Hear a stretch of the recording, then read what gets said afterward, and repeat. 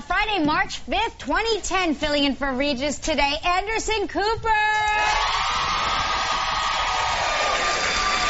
Welcome home, my beloved. Are your hands tied behind your back? No, I'm tucking in my microphone, which just fell out of the back of my skirt, which it does every day. Every day, my microphone falls out of the back of my outfit. So I thought someone had tied you up before you came out, which I thought was very odd. Yes, you did. I thought it was like a new thing on Fridays. Yeah, it's tie-up Fridays. Bondage Fridays, we like to call it. I just want to congratulate you on your brilliant, brave, heroic reporting in Haiti. Oh, thank you very much. Amazing. You know, I was riveted to the television, and I couldn't take my eyes off you, and I just thought that you were a real hero out there. I felt very, very lucky to be there and very, very privileged, and I hope to be going back in a couple of weeks. So. I can't imagine what it must be like for you to see, to witness that firsthand, witness that kind of suffering firsthand. Yeah, you know, it feels good to be in a place where you know, you're able to offer some service and do something for people and tell their stories. Make a difference. So I felt very privileged to be there. And they must feel, they seem to, from my point of view, feel relief seeing you there. Well, I don't know about that, but, no, but I mean, I wouldn't go that far. I think sometimes you seem to be associated with, this is a guy that will get our message out there. Well, I think people there, you know, really want their story told, and they want people to know what's going on, and you know, Americans have been so generous and giving, and I think there are a lot of people who are very appreciative there and really want people to see what's going on there. But you know, it goes on. I mean, it's really the difficulties there go on, and it's a tough situation. And then two more earthquakes. Yeah, and crazy. I mean, it's unbelievable. Weird thing happened though while I was away. I got a call from my assistant while I was away, and I wasn't really paying attention to what he was saying, and he said that Danny DeVito called and wanted to stop by the office. To stop by my office, and I don't know Danny DeVito. I've never met the guy, I don't think. And seems like you know, I've seen him on TV and stuff. And that's the name I'm going by now to get into your office. Danny DeVito. Sorry.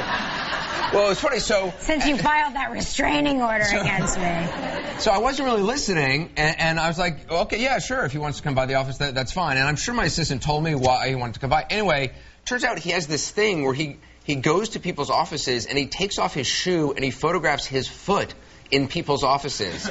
So on his Twitter page, he posted this picture. Do we have this picture? That is Danny DeVito's hobbit-like foot on my desk. That's my desk. That's your keyboard where your fingers go. With his furry little foot. And it's like. So yeah, so I saw. That's actually really funny. I thought it was very strange. That is a great photo. Never met the guy. Just he wiped his foot on my desk. He does that all over the place? Apparently, it's like a thing he does. Yes. Oh my gosh, Danny, come on over. My desk is waiting for you. And Regis's desk is too. Yeah, but how did he's not in town. How do you come up with an idea like that? You know, like I don't know. That's an interesting I'm going to partially disrobe in people's offices and take pictures of it. You know, I love that idea. Yeah, very strange. Maybe we can get Danny to photograph a different body part on Regis's desk. Come on, Danny. What are you, a man or a mouse? Come on. Well, that photo would indicate that. So, you know, there's been, Regis yesterday was talking about this coyote that's been running around New York City. Correct. Crazy. A coyote. Now, there's a dolphin that has been sighted off Brooklyn. Listen, how crazy is that? New York is an exciting town, okay? I love it, though. Yeah. That's cool. That seems to happen. I mean, I know a lot of times down in South Jersey. Oh, it's another dolphin. What are you, Blasio? You're a jaded New Yorker? In South Jersey, another dolphin. The dolphins come to South Jersey a lot. They like the cheesesteaks. They do. You'll see pods of dolphins, like you know. You don't see pods of dolphins. Where? In South Jersey, near Philadelphia, it happens all the time. Yes. Is that true? Yes, Anderson Cooper. All right. Yes, Mr. Newsman. No, all right. That's cool. Look it up on your blogosphere. I could play Stump CNN. What is it? Beat 360? Beat 360. Beat 360. Yes. I love it. Speaking of that, Danny DeVito with the foot on the desk. This is like one of those things. Like you know, as a mom, you're always like, wash your hands, wash your hands, wash your hands. I've seen my kids do this. I've seen my kids do this, and I just, you sort of internally scream, but you don't want them to turn into you, basically. But I've seen my kids lick the glass at the zoo display. Oh, no. Yeah. And I always say to them, kids, you don't know who licked that glass before you. And it's proof that other children are also licking the glass. Which leads me to believe, in that orange-scented Windex, does it taste like orange? What I love about this photo, though, is there's these two kids who are just busy licking the glass. He's licking the glass, and he's about to lick his friend. Right, exactly. And they're thrilled by this iguana down here. And then there's these two kids who are like, the clean freaks who are like, please don't let them lick me next. Exactly. And then here's the mom back here. She's like, please don't lick the glass. Joaquin Consuelos probably licked that glass yesterday. But I was a neat freak when I was a kid. I was a complete neat freak. Of course you are, because you are perfect. No, because I was a strange little child. But I used to get into these cleaning frenzies. I think it's because I felt I had no control over my life, and the only thing I could control was, like, my room. So I would go into these cleaning frenzies where I would, for hours, clean everything in my room, like top to bottom, vacuum and everything, and then, like, collapse in a pool of exhaustion. You were like... It's very strange. You are like a dream child. You really are. You are a dream child. Because I have, I have to say that my kids are neat and tidy, but I think that it probably didn't come natural to them, but, Mark is very... He's a neat freak. Oh, right, my gosh. He's always been a neat freak. I mean, he's probably like you. Yeah, I would not allow my brother in my room without socks on. Oh. Yeah, that's how crazy I was. Yeah, that's how crazy I was. That is interesting. Yeah. I just had the privilege of having lunch with your mom. I heard you had lunch with my mom. And how did that come about, by the way? I'm as in love with... Because I've never had lunch with you. We went because you filed a restraining order against me, and you don't take my phone call. So you had lunch with my mom? I had lunch with your mom and Nancy Biddle, and we had so much fun. Yeah. And she showed me a painting that I had no idea. I'm not kidding. He's perfect. He's okay, perfect. A painting. This is some, scribble I did in 6th grade, which my mom calls a painting. It's a beautiful painting. It's a gorgeous painting, and I stole it. No, I'm just kidding.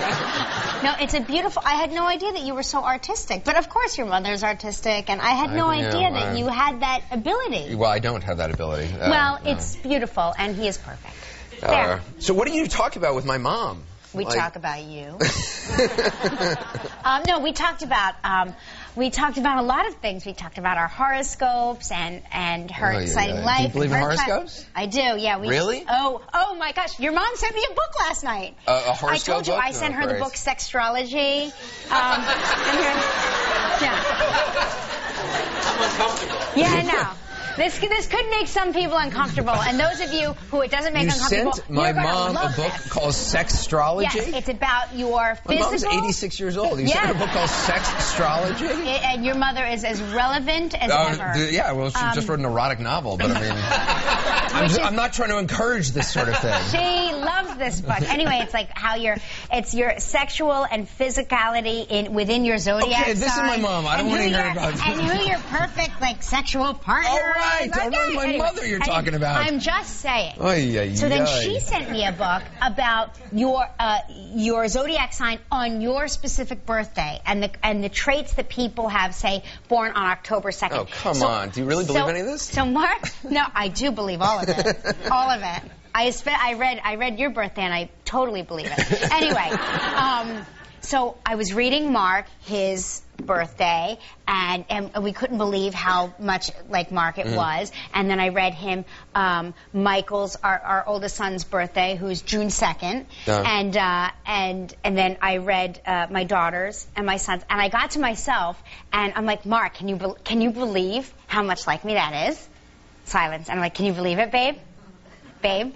And this is Mark. I walk around the sofa, and this is Mark. And I shut the book, slam, and he goes, Yes, he is just like that. The last thing he heard was me say something about Joaquin. Right. I remember as a kid, my mom was always into astrology and always talking about it, and once actually made me go to a reading when I was like, 10 years old. And? Well, I didn't believe it then, I don't believe it now. But what did they say to you? I don't have no memory of this whatsoever. I just did it to, You have no memory at all?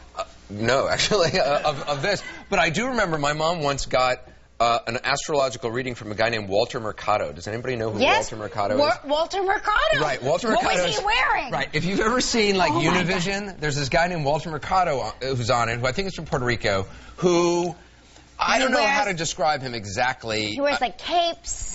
Yeah, there's a little Liberace thing going on, but he does on a show called, I think it's Premier Impacto, which is a daily newscast on Univision. He does the daily astrological forecast. Okay, they literally have an astrological forecast in their news broadcast, which is sort of unique. I am there's tuning the weather in today. and the astrological forecast. Mm-hmm. Yeah. And well, it's what always did he tell her? Oh, I don't know. But he was. I just remember as a kid, this quite exuberant person showed up at the hotel, dressed all in white and with a cape, and gave my mom an astrological reading, which I just thought was all very odd. And you were cleaning. You were cleaning up. But what's funny about you were in your room in the hotel vacuuming. Yeah. What's funny about Walter Mercado though is on this daily astrological forecast that he does, it's usually taped the times I've seen it's in the lobby of Caesar's Palace. So there's always a lot of Vegas stuff going on. And he has two cameras, and he's very dramatic. And he'll look at one camera and he'll be giving, and then I'm going to turn to this guy. He'll be giving the forecast for Libra, and then he'll turn and go Tauro, and he'll give the astrological forecast for Tauro, and then he'll turn back and go Gemini. There he is. There he is. That is. Yes. All right. That's Walter Mercado. Yeah. So imagine what it's like when you're a little kid and this guy shows up to your mom, it shows up in a white cape. Yeah. See, my kids would not think that was strange at all. But he seemed like a very sweet guy, and it was very sweet to. Oh my gosh, what a dream! He's a huge star in Puerto Rico and all around the world, I think. Yes, he is. Yeah. Oh my gosh, that's a dream. I believe in that. Really? Oh yeah, I really do. And so does Regis. Yeah. Yeah, we'll read each other's in this New York Post. They have the best horoscope section, and we read each other's horoscopes, and then we'll look at each other backstage, and he's like, "Well, I don't even have to ask you how your day's going to be." So you're a big Starbucks person, right? Yeah, I am. Yeah. So apparently, I don't get Starbucks. Never. You don't put. Well, I don't like hot drinks. Right. I don't like hot drinks. Mm-hmm. So he doesn't like hot. I don't like coffee or tea. I don't get the point. So. He's almost perfect. So apparently at Starbucks, they don't name anything for what it actually is. It's not like a small or a medium or large. It's right. There's Venti, this was written down for me. Grande. There's a grande, there's a tall which is actually small, which I don't quite understand. Tall is small. And there's a venti. Apparently now a venti is not big enough, so now they're test marketing a new thing called a Trenta. Trenta! Which is means nearly 30. It's nearly actually it's nearly a quarter size. It's 31-ounce drink, which is nearly a quart of for iced coffee and iced teas. That's very helpful for someone like me. Would you get that? Yes, I would. Yes, but I would. How many of these things do you drink a day? I drink 2 ventis a day, which is a 40.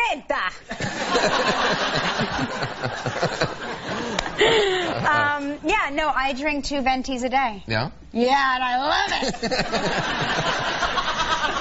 Let's wrestle backstage. You put just a little bit of crack in there. Speaking of crack, I brought your mom a crack pie. Speaking of crack, I was at. I was asked about 2 weeks ago to speak at the Reagan Library. Mrs. Reagan called, and so I was very honored that they asked, and so of course I went out. And so when Mrs. Reagan called you, did you immediately think that maybe it was me playing a trick on you? I mean, does that ever cross your mind? That you're playing a trick on me? Somebody's playing a trick on you. Yes. Yeah, of course. But somebody had called me in advance to let me know it was going to be her. Anyway, so I went to the Reagan Library. I did the speech. It was lovely. There were a lot of people there, and Mrs. Reagan was there, and I met with her right before. And it was so sweet. I went in, and to this room, and there was a picture. I'd been there once before. I moderated a Republican debate there during the primary season this last time around. And so she had a picture on the wall of she and I, the last time from the debate, sitting talking. Oh. And the first thing she said to me is, "You'll notice I'm wearing the exact same thing." Because she was wearing the same red dress that she was wearing in the photograph. She looks very pretty in red. She does. And what was funny is I actually was wearing the exact same thing, too. So, so we were both like, we're kind of thrifty because like that was 2 years ago and we're still wearing the same getup. And then I gave the speech and there was a little dinner afterward, and they gave me as a gift, they said, "We understand that there's a certain pie that you like called a crack pie. And so the chefs of the Reagan Library have actually made you a crack pie." And so they presented me with a crack pie, and I felt a little weird accepting crack in front of Nancy Reagan. Yeah. Because, the whole don't say no, just say no. Just say no. Right, exactly. But I explained it was just a pie. And, Did she try it? She hasn't tried it, but I am going to get one for her, and also some compost cookies. You're from such the a pusher.